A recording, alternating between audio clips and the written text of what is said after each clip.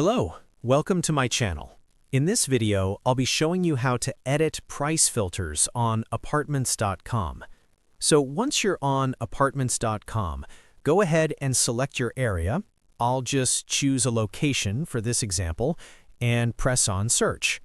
Now once you're here, there actually is no price filter set by default. If you want to change this to match your budget, it's very simple.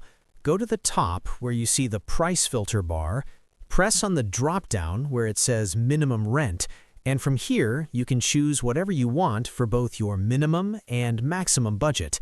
Once you've selected your preferred range, press on Done, and your filter will be applied. You can always adjust it anytime by reopening the price filter and choosing different values.